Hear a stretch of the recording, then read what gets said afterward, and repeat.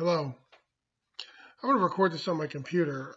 I know that it's not as clear as my camera, but it's more steady. So what I wanted to speak on real quick was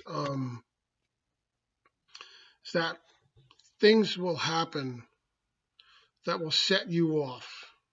Okay, trigger you.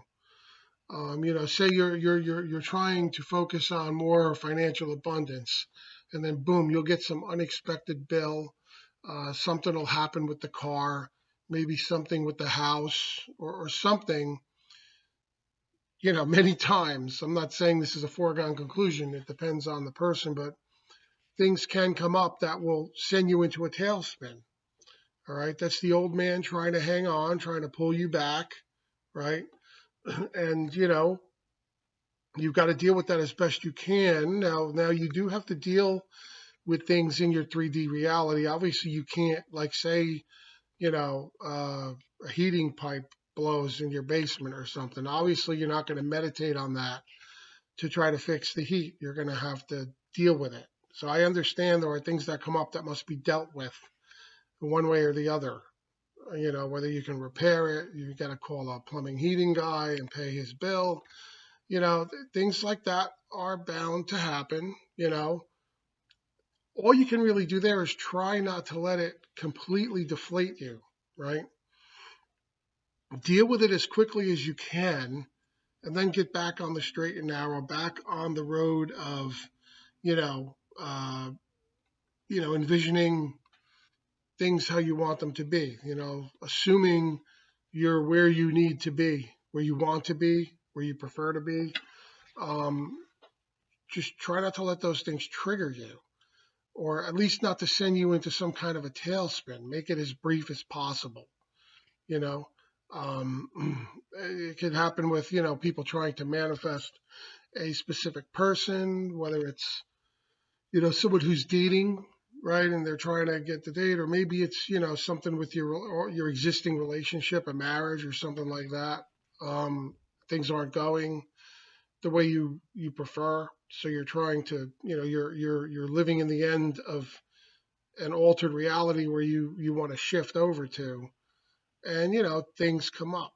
The significant other says something, does something that you know may trigger you. Now, when you overreact to these things, you're basically pulling yourself back. You may be taking a few steps forward in this process, but then something, whatever it is, happens. You get completely triggered, go into a tailspin, and now you're like 10 steps back, and you got to start over. So try to make those episodes as brief as possible. Try to put as little emotion into them as possible. And I know it's hard. I know you may be saying, yeah, it's easy for you to say. No, it's not. It's not easy for me to say. Things happen in my life. I have to deal with them. I get triggered from time to time. It happens. I'm here to tell you, we're all in a similar boat, similar situation in a way. We're all manifesting, shifting over, changing that reality, that 3D, and everybody, even people out here in YouTube land, have their challenges. I know it may seem like some of them have it so completely together, nothing could ever bother them. But I promise you, somewhere in their life, they may be struggling with something. They're not obviously going to always put it out there on YouTube because, some people to put themselves out there as an expert, they have to look like they 100% have it together. Okay. That's not me. That's not me. I screw up all the time. You know, I'm here to be Mr. Realism, at least in the sense that, look, we're all we're all splitters of God. The whole idea of you know uh, we're all on this journey. It's a similar journey. We this material has come into the subject matter has come into our existence. You know, into our experience, and we're doing the best we can with it to move beyond. And things happen. Things can and will happen. You may have some limiting beliefs, just like Neville Goddard would say. He would describe all the time. People. He described, the therapist who was working with the little girl who was completely couldn't speak. The mother thought the mother, the adopted mother of this little girl, thought that the mother, was abnormal, and that manifested in a child who seemed to be abnormal, oddly enough, right? So anyway, this guy would say, Neville was, when he was telling the story, he told about how, the man would say, look, I may be looking for a house. He used the metaphor of the house. I may be looking for, or the experience. I'm looking for a house, and I have this house. I'm interested in whatever, but then doubt sets in. And then that doubt manifests in someone, another competing buyer who has more money and buys the house out from under him that he wanted. That's how it works. So that's how being triggered, that's how giving into your doubts works. It will manifest in these unforeseen complications, these things you don't want to happen. Whether it's, if you're interested in, say, getting a certain SP, it may manifest in a competing love interest, a triangle coming in, right? A third person, a third party, they call it, competing for this person, and then now you've got a problem, right, on your hands. With money, bills, very easy, right? That's the easiest one of all. Bills come up that the tire on your car goes, or whatever, the exhaust system, whatever, something with your house. I used that already. Something with your, things that need repair. It's winter time and now you're without heat. You've got to deal with that, right? So, these things can pop up and you've got to deal with them. That's what's worst of all. You can't just ignore them in your 3 day. You don't want to freeze. You don't want your family to freeze. You need your vehicle to get from point A to point B. These are things that must be dealt with. So when things come up with those hot button things, they tend to really trigger you, and really the reaction, these are things you must react to in one way or the other. All I could say there is, don't overreact. Try to stay detached. I know it's not easy. I'm not saying it's easy. Try to stay as detached emotionally as you can. Don't put too much into it. Certainly don't start oh, this always happens. Oh, I knew this would happen. Don't go there, right? Because you're setting yourself up for more. Just try to, as calmly as you can, deal with it. Take the hit, deal with it, and then move on. Like Bob Proctor said in The Secret. He said, you keep worrying about debt, all you're going to hit is debt. He goes, set yourself a debt repayment program and then focus on abundance. Do stuff like that.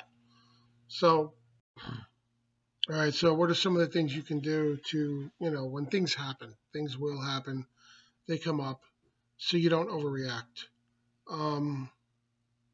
Okay, one of the things, just, if you can,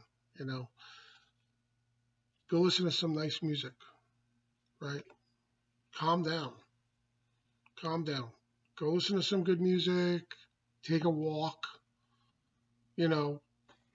Just try to remain calm and realize that you're on a journey. Remind yourself that you're on a journey, that you've got this, you can handle this, whatever it is, and that this is an illusion, all right? And there's an exercise I mentioned in one of my other videos where you can reclaim power from whatever it is. It's like you remind yourself. You say, I am. You remind yourself that you are the power and the presence of God, right? That your world always takes care of you, right? And you remind yourself that you're an awesome creator and that you created all of this. You created all this. I know sometimes it's hard to understand or to admit that you created the negative things that come up in your life, but somewhere along the line, some thought, worry, something created this. Something made that tire blow out. Something made that pipe blow out. Something made that third party come into your relationship scene.